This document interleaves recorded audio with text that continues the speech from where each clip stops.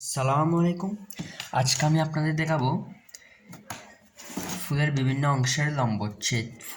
আজকে আমি এটা জবা ফুল দিয়ে দেখাবো বিভিন্ন অংশের লম্বচ্ছেদ। তো প্রথমে আমি ফুলটা কেটে নেব। ফুলের 5টি অংশ থাকে। একটি হচ্ছে পুষ্পাক্ষ, বৃতি, দলমণ্ডল, পুংস্তবক, স্ত্রীস্তবক। এগুলো হচ্ছে দলমণ্ডল। আর এই গোলাকার এটা হচ্ছে বিন্দু শীর্ষে অবস্থান করে। এর বাকি 4টি স্তবক পরপর সাজানো থাকে, এগুলো পরপর সাজানো থাকে। এগুলো হচ্ছে পুষ্পাক্ষ, আর এগুলো এক একটাকে বলে বৃতি, আর এগুলো সবগুলোকে একত্রে বলে দলমণ্ডল।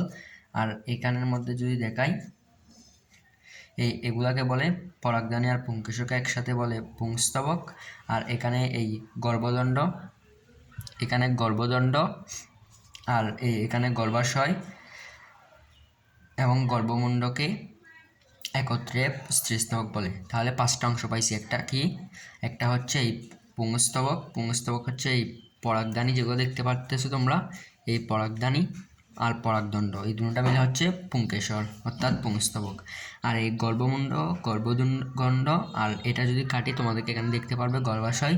এই তিনটাকে একত্রে বলে স্ত্রীস্তবক। আর একটা হচ্ছে এই দলমণ্ডল, পাপড়িগুলোকে একসাথে দলমণ্ডল বলে।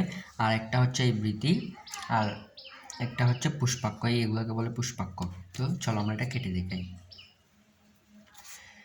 প্রথমে আমরা একটা ধারালো ব্লেড নিয়ে নেব।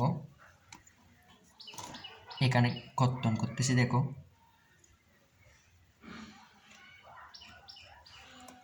খুব সাবধানতার সাথে কাটতে হবে। এটাকে বলা হচ্ছে বৃন্ত, পুষ্পবৃন্ত। যেটা ডাটার মতো আছে সেটা। তো তোমরা দেখতে পাচ্ছ কেটে ফেলেছি। এখন এটা খুব সুন্দরভাবে আলতোভাবে আলাদা করে নেবে। দেখো আমি এটাকে পাশে রেখে খুব সুন্দরভাবে আলাদা করে নিচ্ছি। দেখতে পাচ্ছ এটাকে আলাদা করে নিয়েছি। এখন পাপড়িগুলোকে খুব সুন্দর করে আস্তে আস্তে নিয়ে নেব। পাপড়িগুলো একটা একটা ছিঁড়ে ফেলতেছি। এখানে একসাথে 2টা ছিঁড়ছি। দেখো এখানে 5টা আছে।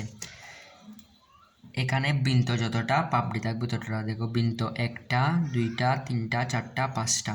ঠিক তেমন পাপড়ি 1টা, এই 2টা 3টা 4টা 5টা পাপড়ি। তো আমরা সব পাপড়িগুলো ছিঁড়ে নেব আস্তে আস্তে, খুব সাবধানতার সাথে। দেখো পাপড়িগুলো ছিঁড়ে নিচ্ছি। পাপড়ির এই মূল অংশ থেকে গর্ভদণ্ডের সাথে লেগে থাকে। তারপর এখান থেকেও ছিঁড়ে নিচ্ছি। 5টা পাপড়ি ছিঁড়ে নেব। তোমরা খেয়াল রাখবে, যখন যেদিকে ছিঁড়বে তার বিপরীত দিকে এই পুংস্তবক আর স্ত্রীস্তবককে একসাথে রাখবে। তো এখান থেকেও ছিঁড়ে নিচ্ছি। তো এখন এই পুরো অংশটার মধ্যে এখানে খেয়াল করে দেখতে পারবে এই অংশটা, অর্থাৎ যেটা হলুদ হলুদ দেখতে পাচ্ছ সেটা হচ্ছে পরাগধানী। আর যেটা লাল দণ্ড দেখতে পাচ্ছ সেটা হচ্ছে পরাগদণ্ড। এই পরাগধানী এবং পরাগদণ্ডকে একসাথে বলে পুংকেশর অথবা পুংস্তবক। আর এখানে দেখতে পাচ্ছ 1টা 2টা 3টা 4টা 5টা গর্ভমুণ্ড আর 5টা গর্ভদণ্ড, আর এই গর্ভাশয়কে একসাথে বলে স্ত্রীস্তবক। এটাকেও তোমরা গর্ভদণ্ড বলতে পারো। চলো এখন এটা কেটে দেখাই তোমাদের। এখানে একটা সুতার মতো অংশ। এই জবা ফুল হচ্ছে একটা সহবাসী উদ্ভিদ, কারণ এই পুংস্তবকও একই ফুলে এবং স্ত্রীস্তবকও একই ফুলে, এবং একটির মাধ্যমে একটি এখানে ভিতরে একটা সুতার মতো অংশ থেকে দেখতে পাচ্ছ এই পরাগদণ্ডতে এসে পতিত হয়ে দুটোটা মিলে যৌন প্রজনন করবে। তো আমরা কেটে দেখাই, অর্থাৎ প্রজনন করবে। তো আমরা এটা কেটে দিচ্ছি আস্তে আস্তে খুব সাবধানতার সাথে।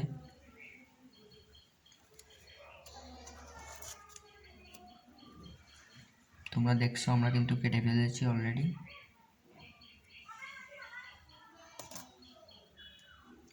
এখানে একটা ইয়ার সাহায্যেই এটা তুলে নেব। এটা হচ্ছে এটার ভিতরে কিন্তু ফাঁপা অংশ।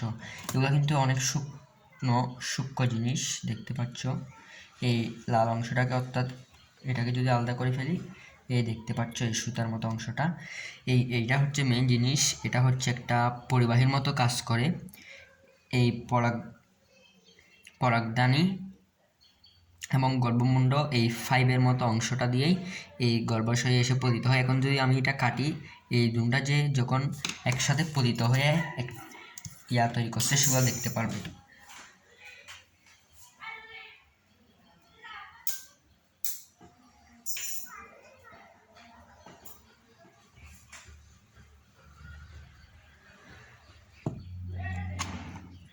দেখো এখন আমরা এটা কেটে নিচ্ছি এই জিনিসটা।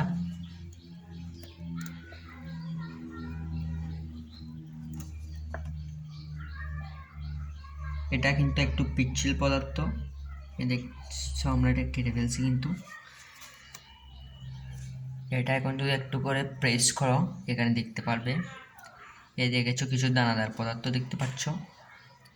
তোমরা আমার হাতের আঙ্গুলের দিকে লক্ষ্য করলে দেখতে পারবে এখানে কিছু দানাদার পদার্থ। এগুলো হচ্ছে পরাগধানী থেকে আগত এবং গর্ভমুণ্ড থেকে আগত, দুটো একসাথে মিক্স হয়েছে। আমি যদি আরেকটু বের করিয়ে দেখো এই আঙ্গুলের লেগে আছে কিছু এইগুলা। আর এটা হচ্ছে এটার একটা আস্তরণ যাতে এটা সুরক্ষিত থাকে। এটাতে যদি একটু প্রেস করি এখানেও কিন্তু পতিত হবে। এই তো এগুলোই, আর কিছুই না। খুব সহজে আমি তোমাদেরকে বুঝিয়ে দিচ্ছি, আবার তোমাদেরকে একটা রিপিট করে দিচ্ছি। এটা হচ্ছে দলমণ্ডল, এগুলো একসাথে সবগুলোকে বলে দলমণ্ডল, 5টা দলমণ্ডল। আর এটা হচ্ছে বৃন্ত, আর এটা হচ্ছে পুষ্পবৃন্ত, এগুলো সবগুলো একটা বৃত্তাংশ। এবং এখানে পরাগধানী হচ্ছে পুংকেশর, গর্ভমুণ্ড গর্ভদণ্ড এবং গর্ভাশয় হচ্ছে স্থিতিস্থাপক। তো আজকের জন্য এতটুকুই। আসসালামু আলাইকুম, সবাই ভালো থাকবে।